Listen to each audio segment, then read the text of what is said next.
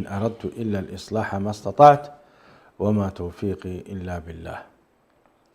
فنناقش هنا قضايانا كإريتريين لنغير في واقع إريتريا وفي واقع شبابنا وفي واقع شعبنا وأمتنا. كلمة الحق هي التي يكون لها أثر في التغيير، فرب كلمة تخرج من القلب فتدخل إلى القلب فتغير مسار الشخص. قضيتنا اليوم مشاهدي ومشاهدات الكريمين والكريمات هو موضوع معسكر ساوة. معسكر ساوة، هذا المعسكر الذي أقض مضاجعنا وأتعبنا وأهمنا لسنوات طويلة، منذ أن حصلت إريتريا على الاستقلال المزعوم لأكثر من 35 سنة. ما زال هذا المعسكر يعمل في شبابنا وفي بناتنا.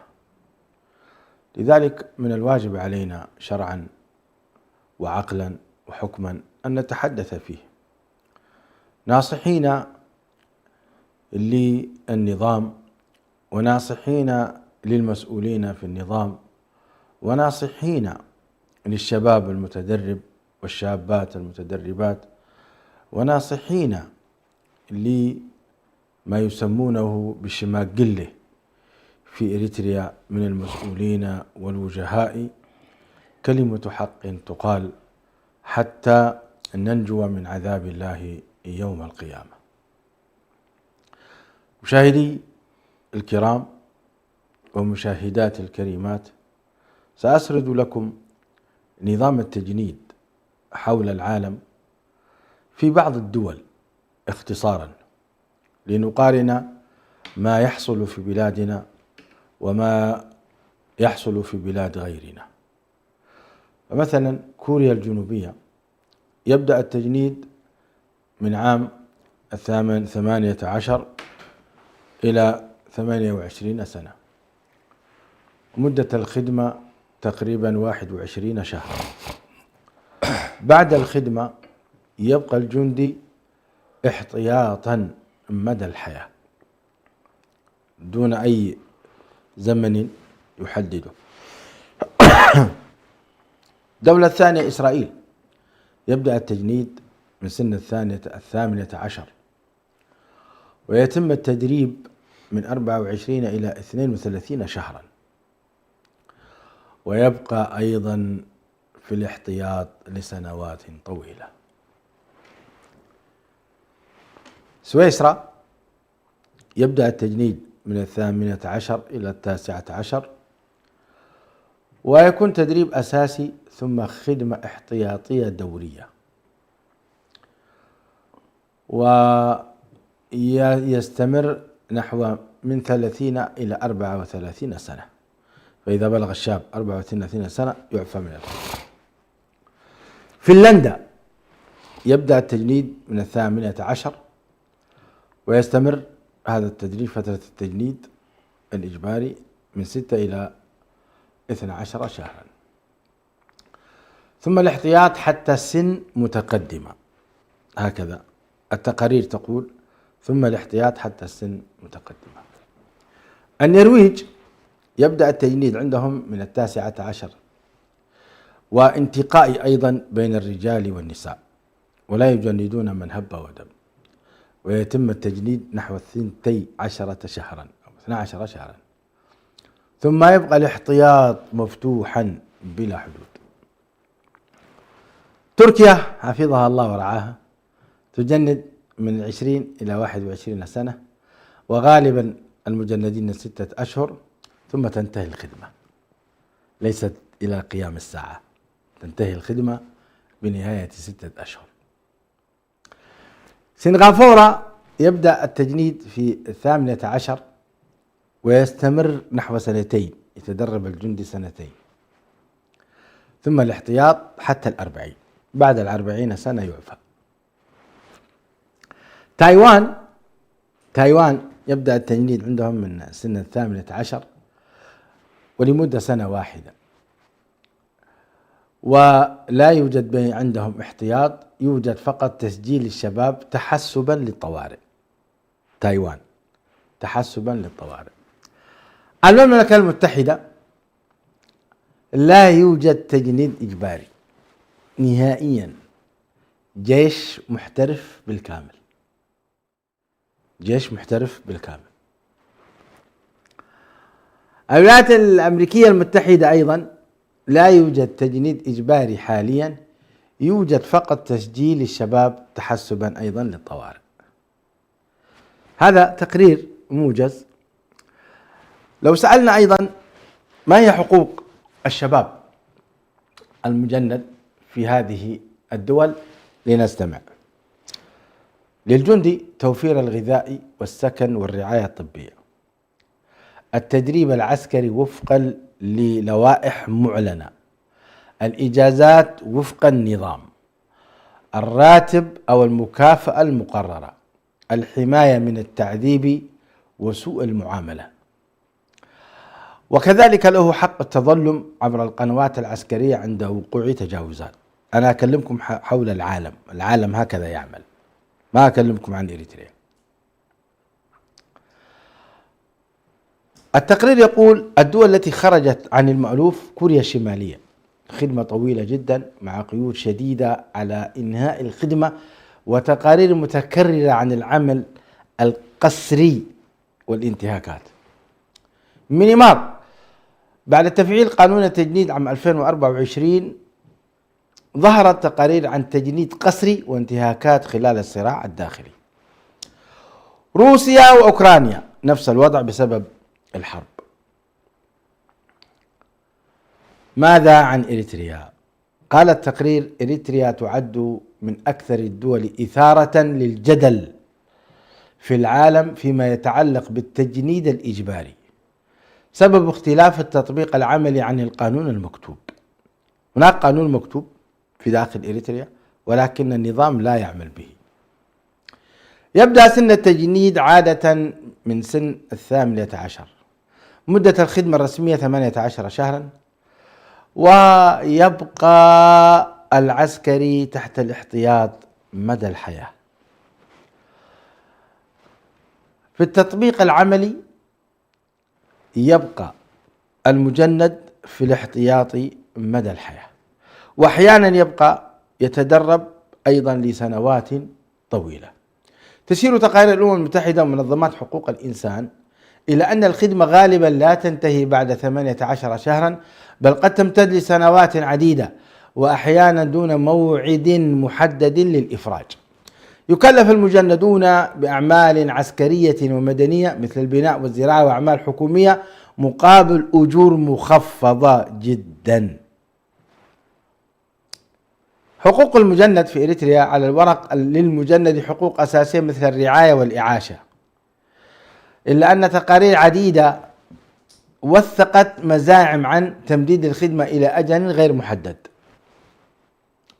العمل القسري، عقوبات قاسية على التهرب أو الفرار، احتجاز تعسفي وسوء معاملة في بعض الحالات. الله المستعان. قال: هل تعد إريتريا حالة استثنائية؟ نعم، في تقارير المنظمات الدولية تذكر إريتريا باستمرار كإحدى أكثر الدول خروجا عن النموذج المعتاد للتجنيد الإجباري، ولذلك قال التقرير يفر منها الشباب ويسلمون أنفسهم للجوء. نشاهد التقرير ثم نعود للحوار. شهد مركز ساوى للشباب يوم الاثنين احتفالاً بتخريج الدفعة 38 من الطلاب بعد إكمالهم المرحلة الثانوية والتدريب الوطني الشامل، وذلك بحضور عدد من كبار المسؤولين والقيادات العسكرية وضيوف الحفل. ووفقاً لما أعلن، ضمت الدفعة عشرات الآلاف من الخريجين، وشهدت المناسبة عروضاً عسكرية واستعراضية قدمها الطلاب، إلى جانب كلمات تناولت دور الشباب في خدمة الوطن والمساهمة في مسيرة التنمية. ويعد هذا التخرج محطة مهمة في حياة آلاف الشباب الإريتريين الذين ينتقلون بعدها إلى مرحلة جديدة من الدراسة أو العمل أو مسارات أخرى في حياتهم. ومن هذه المناسبة تفتح حلقتنا اليوم ملف الشباب الإريتري بين الأحلام والتحديات، وما الذي ينتظرهم بعد هذه المرحلة. مشاهدي الأكارم، باسمكم جميعا أرحب بفضيلة الدكتور حسن سلمان، الداعية المعروف الباحث في القرن الإفريقي خاصة وفي أنحاء العالم عامة، لنتحدث عنه عن هذا الألم الكبير الذي يؤرقنا جميعا. أهلا وسهلا فضيلة الشيخ. أهلا وسهلا، مرحبا بك. يا مرحبا، نورتنا. أهلا بك. كيف حالك؟ طيب إن شاء الله. أول سؤال، ماذا يعني لي الوطن؟ ماذا يعني لي أنا كإريتري، سواء كان مسلم أو مسيحي؟ الوطن إريتريا 119 ألف كيلومتر مربع، ماذا تعني لي؟ الحمد لله رب العالمين، والصلاة والسلام على رسول الله الأمين وعلى آله وصحبه أجمعين. أما بعد، قضية الأرض بشكل عام وذلك المكان الذي أهبطنا إليه لنمارس فيه عملية الاستخلاف، وبالتالي في البعد الديني الأرض هو المكان الذي استخلفنا فيه، بغض النظر أين يكون هذا المكان، لكن الأرض قيمتها من هنا، وأعدت لنا، أعدها الله سبحانه وتعالى بكل ما نحتاجه حتى نقوم بمهمة الاستخلاف في الأرض. وهذه مسألة أساسية لا بد أن نستحضرها ونحن نقتطع قطعتنا من هذه الأرض. إذن الأرض كلها لحظة الهبوط هي مكان الاستخلاف، مكان العمران، مكان العبادة، مكان الامتحان، مكان الابتلاء. جميل. مكان الذي منها خلقناكم وفيها نعيدكم ومنها نخرجكم تارة أخرى، ولهذا البعد لا بد أن يكون حاضرا عندنا. جميل.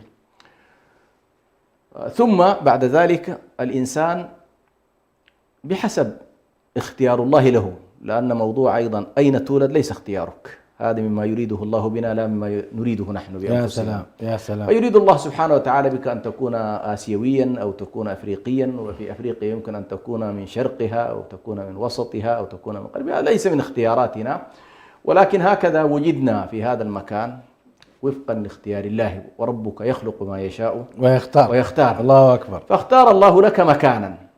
إذن أيضا نستصحب معنا أن الوطن هو اختيار الله لك، ليس اختيارك لنفسك. فأنت وجدت في إريتريا، وبالتالي هذا من اختيارات الله لك. بطبيعة الحال اختيار الله خلقي، وبعد ذلك تجليات وأفعال الإنسان داخل المنظومة الخلقية هو جعلي، بمعنى خلقنا الله ذكورا وإناثا، ثم من خلال العمليات الإنسانية تحولنا شعوبا وقبائل. فبنفس الطريقة فتلاحظ أنك في الأرض خلقت على هذه الأرض، ولكن الجعل قد يجعلك إريتريا وقد لا يجعلك إريتريا، بمعنى قد تتخذ قرار مفارقة هذه الأرض وقد تبقى فيها. هذه تأتي مراحل على كل للإنسان، بمعنى كيف يمكن لهذا المكان الذي خلقت فيه أن يكون جاذبا فتكون فيه، ويكون طاردا فتتحول وفق قانون الجعل إلى مكان آخر فتظل مهاجر. أنت لم تخلق مهاجر، ولكنك تحولت إلى إيه؟ إلى مهاجر، تحولت إلى لاجئ، تحولت إلى نازح. هذه بقى عمليات على كل أخرى. جميل. لكن جميل. لحظة وجودك على هذه الأرض أنت سترتبط بها بحكم الميلاد. جميل. سترتبط بها بحكم الطفولة. جميل. سترتبط بها بحكم التعليم. سترتبط بها بحكم الأهل والأقرباء. سترتبط ذاكرتك عموما، الذاكرة الحياتية إلى مرحلة معينة سترتبط بهذه الأرض. وبالتالي يعني لا تحثك الشريعة مثلا على حب الوطن لأنها مسألة فطرية، يعني لن تجد الأحكام الشرعية تقول لك والله حب الوطن. ليه؟ أنه يقول الإمام، يقول ابن عاشور كثير من الأحكام التي ما حس، وحتى الإمام الشاطبي يقول القضايا الفطرية الشريعة ما عليها إلا أن تنظمها فقط، لكن لا تقول لك والله حب الوطن مثلا. لماذا؟ لأن هذه مسألة فطرية يشترك فيها الجميع، الكافر يحب وطنه والمسلم يحب أيضا إيه؟ وطنه. فهي مسألة فطرية. فأنت بمجرد أن ولدت في مكان سبحان الله تكون فطرتك منجذبة إلى هذا المكان، حتى لو كان هذا المكان أسوأ الأمكنة في الأرض بالنسبة للآخرين، لكن بالنسبة لك أنت لا، اعتبرها هذا هو المكان الذي يعبر عن ذاكرتك، يعبر بطبيعة الحال أيضا ستتشكل من خلاله هويتك أيضا. فالهوية الآن لما نتكلم عن الهوية الإريترية تتشكل من خلال هذه المنظومة من عاداتها وتقاليدها وأديانها وأعرافها وتاريخها المشترك وجغرافيتها، تتشكل منها ما نسميه نحن بإيه؟ موضوع الهوية الإريترية. وبالتالي الوطن يعني الكثير بالنسبة للإنسان. تمام. إذن الوطن هو الأرض، الوطن هو المال، الوطن هو أحسنت. يعني الروح، الوطن هو الموارد. نعم صحيح. تمام. طيب ننتقل إلى ما حكم الدفاع عن هذا الوطن باعتبار ما ذكرته أنه اختيار الله عز وجل لك. نعم. وباعتبار أن الله ملكك هذا الوطن، أنت في أرض فهو ملك لك، ما حكم الدفاع عنه؟ أنا أسأل شرعا. نعم. أسأل شرعا لا أسأل قانونا. طبعا عندما ننظر إلى موضوع التملك بمعنى أن الإنسان سيظل داخل هذه الأرض ممتلك لقطعة منها وممتلك لسكن منها وممتلك لمزرعة فيها وممتلك لمرعى فيها، وبمجموع هؤلاء الأفراد سيتشكل هنالك شعب تملك هذه الأرض. طبعا في أحكام كثيرة تفصيلية، لكن بمجرد أن تملك الإنسان فإن هذا التملك أحاله إلى ما يسمى في القانون بالاختصاص، أنك خصك الله بهذا الأمر، خصك الله بأرض، خصك بمزرعة، خصك بمرعى، خصك ببترول، خصك فيها بأشياء. وبالتالي هنا أي محاولة للعدوان عليك فيما اختصك الله به فإن الدفاع عنه واجب شرعي. الدفاع عنه واجب شرعي. ولذلك ارتقت الشريعة في موضوع الدفاع عما هو حق لك إلى درجة أن جعلك في ذلك شهيدا. يعني النبي صلى الله عليه وسلم يقول: من قتل دون نفسه فهو شهيد، ومن قتل دون ماله فهو شهيد، ومن قتل دون مظلمته فهو شهيد، ومن قتل دون حقه فهو إيه؟ فهو شهيد. وكل ذلك دون عرضه فهو شهيد. أيوة، كل ذلك يدخل معنا على كل في موضوع الأرض. فأي عدوان على الأرض من أي طرف من الأطراف فهو عدوان واجب أن يرد، وواجب أن تدافع الشعوب عن أوطانها وعن ديارها من هؤلاء الذين يعتدون ويظلمون. جميل. إذن يجب على الإريتريين مسيحيين ومسلمين الدفاع عن وطنهم. نعم. جميل. هذه نتفق فيها جميعا أن إريتريا أمانة في رقابنا في حدودها التي رسمها الله عز وجل لنا عبر الأمم المتحدة، فتعتبر هذه أمانة في أعناقنا ويجب علينا ألا نتهاون فيها. ومن يبدل نعمة الله من بعد ما جاءته فإن الله شديد العقاب، فهي أمانة في رقابنا. طيب اليوم نحن شيخ حسن ابتلينا بمعسكر ساوا، الشعب الإريتري ابتلي بمعسكر ساوا. هذا المعسكر كما ذكرت في التقرير يعني يختلف تماما عن الموجود حول العالم، ويعتبر من الدول التعسفية التي تقوم بمثل هذا. السؤال الذي الآن يطرح نفسه: هذه الدورة هي الدورة 38، الدورة 38، ما الذي استفاده الشعب الإريتري من معسكر ساوا؟ معسكر ساوا في تقديري هو نقطة بسيطة جدا في السياق الكلي للحالة الإريترية. الشعب الإريتري بعد أن استقل وأعلن عن دولته للأسف الشديد كان يفترض أن تتطور الدولة لتكون دولة لشعبها وليس دولة لحاكمها، وهنالك فرق كبير جدا بين الدولة التي تحولت دولة الحاكم وبين أن تكون الدولة دولة شعبية، دولة جمهورية كما يسمونها الناس. يعني حتى في تقديري نحن اليوم لسنا حتى مملكة، أن المملكة نفسها لها أصولها ولها ضوابطها ولها طريقة حكمها، وغالبا الممالك اللي تبقى فإنها تتحول إلى خادمة لمجتمعها فتقدم كثير من الخدمات حتى ينال الناس يعني هذا الفرق ربما بين الجمهوريات والملكيات. الجمهوريات قد تتجه إلى القمع أكثر من اقتناء من لجوءها إلى العطاء، بينما الممالك قاعدتها مختلفة، هذا عطاؤنا من سليمان عليه. فالممالك تعطي، الممالك تمنح، الممالك تحاول لكن نحن حتى أسوأ من هذه الأنظمة التي يمكن أن نسميها ملكيات. لاحظ الآن كثير من الملكيات ربما يكون الناس عندهم ملاحظات، لكن يبقى هنالك نوع من الرضا بالحد الأدنى، إنه والله هو يشعر بأمان في نفسه، بأمان في وطنه، بأمان في كذا، يعني يمارس حياته بشكل طبيعي. نحن بالنسبة لنا للأسف الشديد نعاني من بنية الدولة ابتداء في أنها يعني حتى اللحظة التي كان إلى سنة 2000 كانت هي دولة الحزب إن صح التعبير، بمعنى كان هنالك حزب اسمه الجبهة الشعبية لتحرير إريتريا، أو بعد ذلك تحول إلى الجبهة الشعبية للعدالة والديمقراطية. ولكن حتى هذه اللحظة نحن لم نعد دولة يحكمها حزب، بقدر ما تحولنا إلى دولة يحكمها فرد يقرر مصيرها، يعلن حربها، يعلن سلامها، يعلن مفاوضاتها، يفعل ما يشاء. وبالتالي هو يعني أنا في تقديري حتى فرعون كان عنده مجموعة من الناس إلى حد ما عندها أوصاف، فهنالك هامان وهنالك قارون، يعني هنالك رجل المال الظاهر وهنالك الوزير المؤثر. الحالة الإريترية ليست كذلك. طيب شيخ حسن، هل العيب في هذا الرجل أم العيب في الشعب؟ لماذا الشعب يطيعه؟ لا، هي طبعا دي سلسلة طويلة كيف تنشأ الدكتاتورية. يعني أنت تقول هو المشكلة في هذا الفرد إسياس أفورقي، هو الشعب الإريتري لماذا يطيعه؟ أن الشعب الإريتري جرد من أدواته كلها، يعني أدوات التي تستطيع، يعني كل أدوات القوة التي يمكن أن تستخدمها الشعوب في مواجهة الطغيان جرد منها.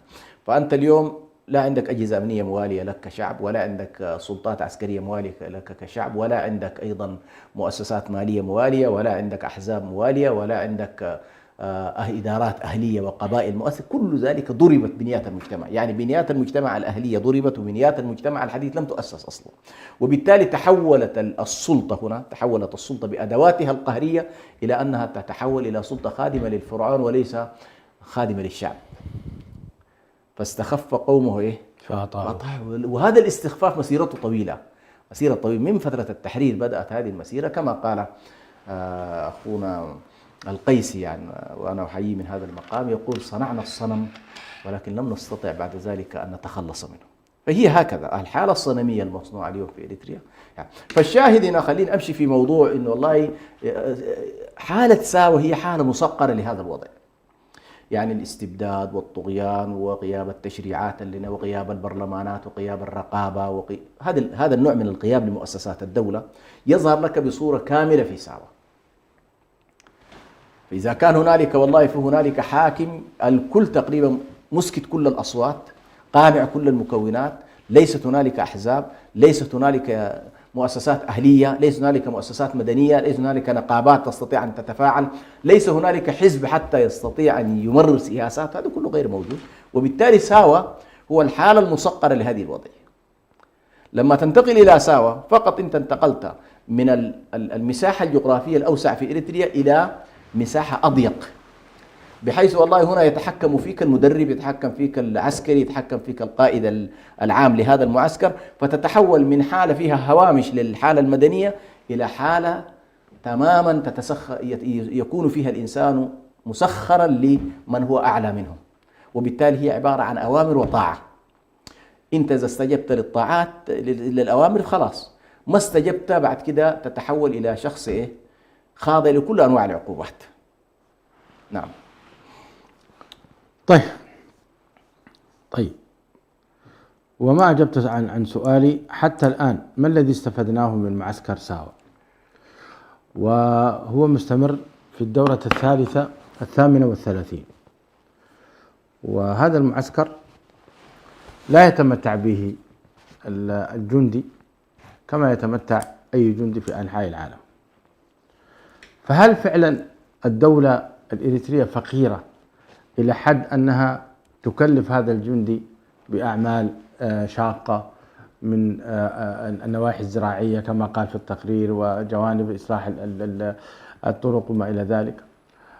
نسمع أن الطعام والشراب هناك جدا حقيقة يعني يعتبر شيء متدني، وهم يأكلون مثلا العدس أو يأكلون أطعمة أخرى.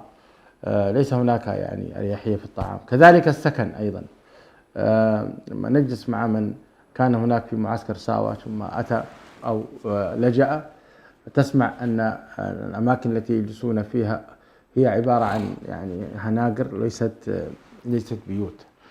هل إريتريا فعلا فقيرة لدرجة أنها تجبر هذا الجيش والجندي إلى هذه المستويات؟ والله يا شيخ برهان، خليني أنا يعني أعبر عن قناعتي هنا. يعني أنا في رأيي إريتريا من أغنى الدول إذا ما نظر إلى مواردها، إذا نظرت إلى مواردها الحقيقية. ويمكن قبل كده نحن اشتغلنا في ملف من الملفات بمنظور استراتيجي في إنه والله ما الذي تملكه إريتريا؟ إريتريا تملك الكثير، ولكن هنالك سياسة ممنهجة يا شيخ برهان لإفقار الشعب الإريتري ولتهجيره بعد ذلك.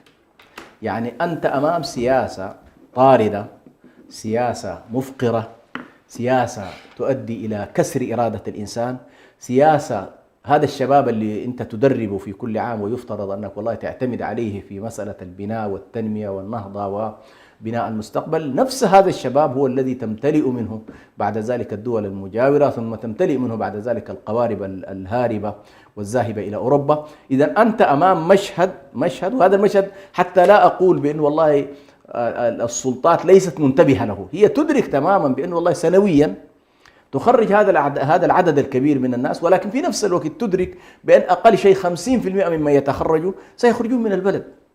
إذا أنت أمام سياسة ممنهجة وخطة واضحة المعالم أن هذا الشعب الذي ناضل وضحى وبذل وأتى بالاستقلال وتم تحريره، لاحظ بأن النمط الذي يفكر به رأس السلطة ليس هو كيف تتحول إلى إريتريا إلى دولة ملك لشعبها، دولة يستفيد فيها المواطن. يعني الآن لما تتكلم شيخ برهان، الذي ولد في اليوم الأول لهذه الدفعة معناها كان الآن وصل عمره 38 سنة، 38 سنة. لكن حتى هذه اللحظة ربما ستجد أن والله أصحاب الدفعة الأولى إلى الآن خاضعين للخدمة الوطنية. نعم. فإذا أنت أمام تدمير للإنسان وليس أمام استفادة من هذا الإنسان.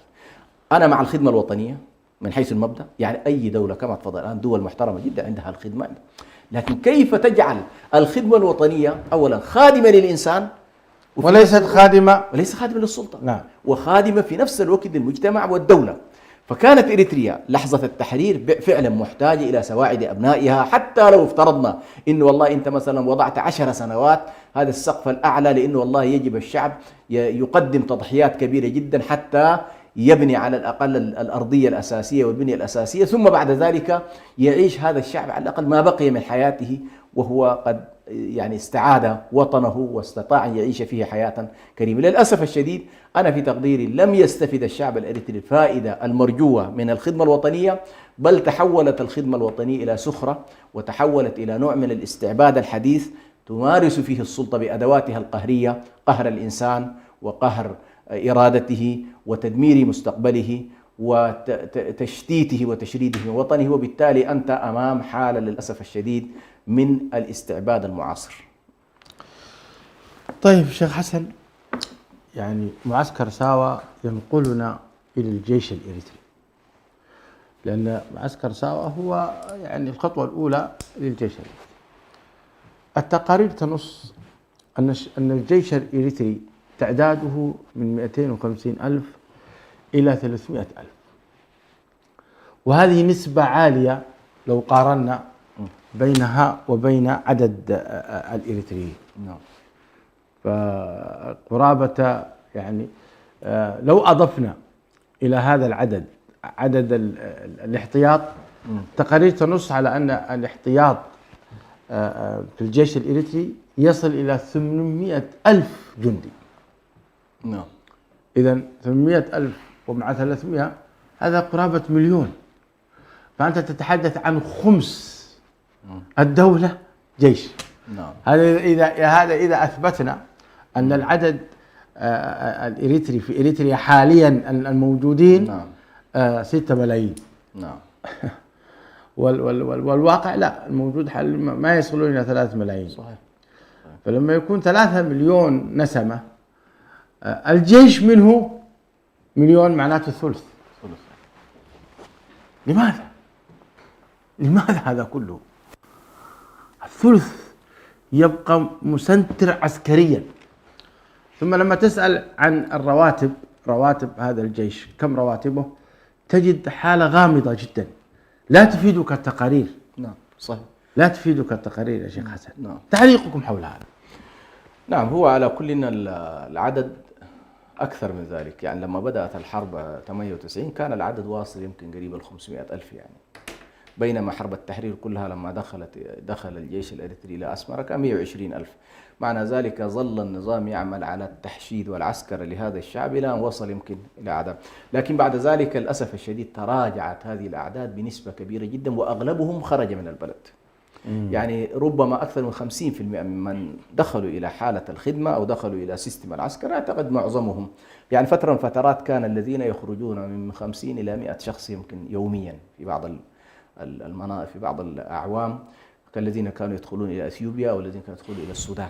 فإذا أنت أمام حالة من التجريف الكبير جدا. وحتى قضية إنه والله إريتريا عددها يفترض أن يصل أكبر من هذه النسبة اللي نتكلم عنها اليوم، تقريبا في تراجع هائل جدا. المتواجدين الآن داخل إريتريا لا يتجاوز كما تفضلت من 2 مليون ونص إلى 3 مليون في أقصى أحوالها. ده في حالة نثبت إنه عدد الإحصاءات الإريترية من 6 مليون إلى 7 مليون، وبالتالي أنت 50% من هذا الشعب هو خارج الدولة. أنت تمارس كل هذه السياسات لل50 الأخرى، وبالتالي الحديث عن تنمية، الحديث عن نهضة، الحديث عن تقدم غير وارد في هذه الحالة، لأن أنت عسكرت الحالة كلها. وهذه العسكرة للأسف الشديد لا تذهب حتى في اتجاهات البناء والتعمير، لا، هي محتشدة في كثير منها في حالة عسكرة مستمرة ونقل من مكان إلى مكان لمواجهة عدو محتمل. لماذا؟ لأن في كل فترة يصنع لك عدو وتحاول أن تحشد الطاقات كلها نحو هذا العدو. يعني بدأنا باليمن ثم جيبوتي ثم السودان ثم أثيوبيا، فأنت في حالة حالة عدو. بعض الناس طبعا يقول لك والله يا أخي النظام حريص على أن يرسم لنا حدودنا لا، القصة ليست كذلك، لأنه يمكن أن ترسم بشكل أكثر عقلانية ويمكن أن ترسم بشكل أكثر موضوعية، كل ذلك بل أحيانا تتاح له الفرصة وتأتيه على طبق من ذهب أن يرسم حدوده وهو لا يريد أن يرسم. لا، أنا أتساءل لماذا هذا النظام حريص على أن يوقع الحروب ويهلك شبابه في هذه الحروب؟ يعني منذ أن بدأ هذا النظام يعمل التقارير تنص أن القتلى في هذه الحروب كلها يا شيخ حسن تجاوزت 100 إلى 150 ألف جندي. نعم صح. طيب 150 ألف جندي خسارة لإريتريا. نعم. خسارة. في المقابل ما الذي استفادته إريتريا؟ لا بناء مساجد، لا بناء جامعات، لا بناء مستشفيات، لا حصول حالة مادية عالية أو دخل فردي عالي، لا إصلاح حتى للذين حاربوا وأصيبوا، الذين يسمونهم بأصحاب الإعاقات. هل سمعنا أن لديهم بيوت ومنازل وسيارات وكذا واحترافا وتقديرا لهم؟ ما سمعنا بهذا يا شيخ حسن.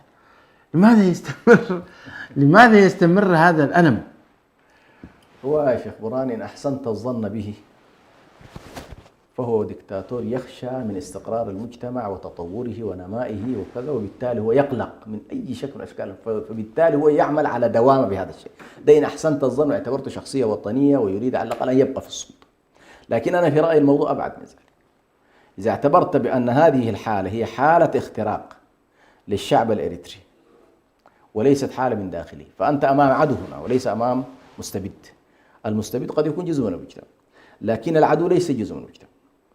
وهذه الحالة عند التحليل النهائي ستصل إلى أن من هو على رأس هذه السلطة لا يشعر بالانتماء لهذا الشعب. وأنا شخصيا من خلال الرصد على كل، خلال الرصد سنويا للاحتفالات التي يقوم بها والحديث الذي يتناول، تجد 80% من حديثه عن إثيوبيا وعن مشكلات إثيوبيا، ولا يلتفت إلى مشكلاته أبدا. ويتكلم عن الوضع في إثيوبيا، عن الاستقرار في السودان، يعني لا يأبه أصلا بأنه والله هنالك شعب عنده قضايا يجب أن يلتفت إليها. هذا يجعلك تقول بأن والله هل هذا الرجل نظرته إلى الحالة الإثيوبية أكثر من نظرته إلى إريتريا، وبالتالي هو ولاؤه وانتماؤه وشعوره أو حتى تطلعه للحكم هو إلى تلك الفئة، وبالتالي هنا هذه الساحة لا يريد لها الاستقرار، بل يريد أن يعمل على تجريف شعبها ويخرج هذا الشعب حتى إذا ما حصلت الخطة التي يريد. لأنه خطة أن إسياس أفورقي كان يسعى إلى إلحاق إريتريا بإثيوبيا، هذه من لحظة التحرير بدأت، وتكلم عنها عدد من القيادات حتى من الجبهة الشعبية، تكلم عنها مسفن حقوس، تكلمت عنها عدة شخصيات وازنة في القيادة الإريترية، أن إسياس أفورقي كان ميال إلى أن الربط هذا يتم مبكرا. فلا تستبعد أن والله هنالك مخطط لتجريف الحالة الشعبية في المجتمع بهذا النوع من السياسات، حروب وراء حروب، إدخال الناس في دوامة ومن الصراعات مع دول الجوار. فعلى كل أنا لا أبرئ السلطة من أنها عدوانية تجاه شعبها وليس عدوانية تجاه الآخر فقط. الله المستعان. طيب شيخ حسن، أنا بوجهة نظري أن هذا الشعب الإريتري الذي ذكرناه في حلقتنا هذه فيه خير كبير بإسلام بمسلميه ومسيحيه. نعم. وأن فيهم عقلاء أيضا، سواء كان الذين في السلطة كالجنرالات والمسؤولين، أو الجندي الذي يتدرب في ساوة، أو الجندي الذي هو في قلب الجيش ومعه سلاحه استعدادا لأي حرب. سؤال: ما هي رسالتكم لهؤلاء تجاه ما يحصل؟ معسكر ساوة لا حدود له ولا حد له ولا ينتهي. معسكر ساوة أصبح مقرا لاغتصاب الفتيات بتجنيدهن إجبارا، ويحصل ما يحصل من انتهاك الأعراض. معسكر ساوة يمنع من الصلاة وصلة العبد بربه. معسكر ساوة يجبر الشاب أن يأكل ما لم تذبح باسم الله عز وجل، أو ما ذبحت باسم الله، ما ذبحت بغير اسم الله، عفوا، ما ذبحت بغير اسم الله. هذه الآلام ما هي رسالتكم إذا كان النظام لا يسمع؟ فما هي رسالتكم لهذا الشعب؟ هو شوف، أول مدخل سبحان الله في الإصلاح هو ما ذكر في قوله تبارك وتعالى: ومن يكفر بالطاغوت ويؤمن بالله. فأول خطوة هو أن تكفر بهذا الواقع، أن هذا الواقع ليس واقعا وطنيا ولا واقعا إسلاميا ولا واقعا إنسانيا. يعني كل ما يمكن أن يدخل في منظومة القيم الوطنية والإنسانية والإسلامية غير موجود الآن. وبالتالي من هنا يعني هذا الواقع الذي أنت فيه يجب أول شيء أن تكفر به. عندما نقول تكفر به، تكفر بقوانينه ومنظوماته ومؤسساته ورئاسته، كلها تكفر بهذه الحالة. إذا لم تستطع أولا أن تتبرأ من الحالة وتكفر بها وتعتبر هذه الحالة يجب أن يتخلص منها الشعب حتى يبني حالة جديدة، لن تستطيع أن تتحرر. فإرادة التحرير تبدأ من الذات. إن الله لا يغير ما بقوم حتى يغيروا ما بأنفسهم. جميل. هذه النقطة الأولى. جميل. لأنه مهما تكلمت، حتى لو لم تستطع أن تتحدث به على الأقل تكفر به بقلبك. يجب أن تكفر به. نعم. من وترفضه بقلبك. فليغيره بيده، فإن لم يستطع فبلسانه، فإن لم يستطع فبقلبه. جميل. ده الحد الأدنى. لماذا؟ هذا سيولد عندك بعد ذلك إرادة الإصلاح وإرادة الفعل، وستبحث عن المساحات المتاحة، وستبحث عن المتماثلين معك في هذه الحالة، وستبحث عن أفعال حقيقية للإصلاح. إذا لم نستطع، أنا في تقديري البداية في هذا التحول، وظل البعض يمجد، وظل البعض يعتبر أنه والله هذا حامي حمى الأوطان، وظل البعض يعتبر بأنه والله ما نحن فيه خير، لن تستطيع أن تغير بالطبيعة. أنا أعطيك نموذج شيخ برهان حتى نتصور حجم الأزمة وحجم الكارثة، وربما كان يعني موضوع ساوة يجعلنا نقف عندها. هذه الدفعة التي رأيناها الآن ظاهرها فيه الرحمة، مش أنت بتشوف عسكر وكذا وناس يعني فيها كأنه قوة وعزة، لكن تصور لما أنت والله تقف على التقرير التعليمي لهذه السنة. هذه السنة الذين امتحنوا 21,561، الذين نجحوا منهم 4,831، اللي هي تعادل يعني حاجة بسيطة مقارنة مع يعني 22% أو 21%.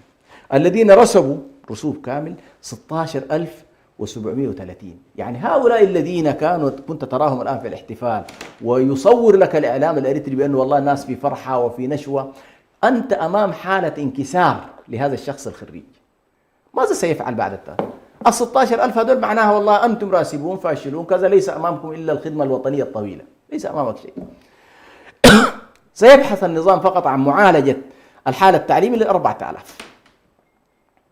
لاحظ هذا الوضع الذي يجعل كثير من الناس أحيانا مش مدركين حقيقة الطب. ثم واحد من التربويين كان يتكلم عن إنه هذه الظاهرة كيف لمجتمع فيه على قول النظام فيه 50% من المسلمين تعقد الاجتماعات يا شيخ برهان في فترة العيد وأيام العيد. يعني أنت لا مراعي الحالة النفسية للطلاب المسلمين ولا مراعي الحالة النفسية، وفي لحظة الأعياد اللي يشعر فيها الطالب هذا في إنه والله مجتمعه وأمته وناسه وديانته وكذا هم في حالة إيه؟ حالة أعياد، وأنت تدخله في فترة إيه؟ فترة الامتحانات. نحن لسنا في دولة طبيعية أبدا، لا في ناحية أخلاقية ولا في ناحية دينية ولا في ناحية أبدا، كل ذلك لا علاقة له به. يعني بعيدا عن إنه والله المسألة لا علاقة بالدين أو غيرها، أنت مجتمع والله اعتبر عنده عادات وتقاليد في أيام معينة، 50% من مجتمعك هذه الأيام يكون مشغولا فيها بفرح من نوع معين، فأنت تحول هذه الحالة إلى حالة امتحانات. هل أنت متوقع بعد كده هذا الطالب يمكن أن ينجح؟ في أنا لا أريد أن أبرر إنه والله الطلاب ليس عليهم مسؤولية، لكن عندما تصل النسبة إلى هذا العدد إنه والله حجم الفشل يصل إلى 78%، فأنت أمام فشل مجتمعي وأمام فشل مؤسسي وليس أمام فشل الطلاب. هنا تكمن المشكلة. وبالتالي مسألة التغيير يبدأ من الذات، التغيير يبدأ من الداخل. داخل هنا الداخل النفسي، والداخل أيضا إيه؟ الجغرافي. يعني أنا في تقدير الداخل عليه مسؤوليات كبيرة جدا في إدراك حجم المخاطر التي تتعرض لها إريتريا اليوم.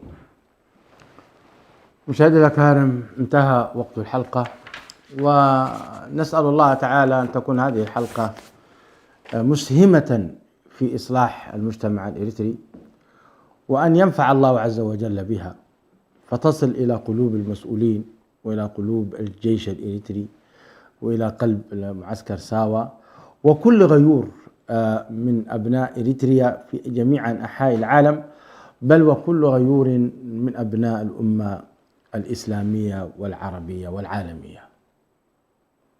سبحانك ربنا وبحمدك، وتبارك اسمك وتعالى جدك ولا إله غيره. السلام عليكم.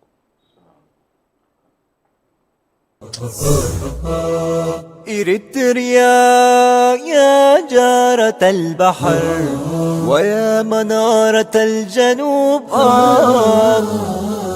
إريتريا يا درة البحر ويا منارة الجنوب.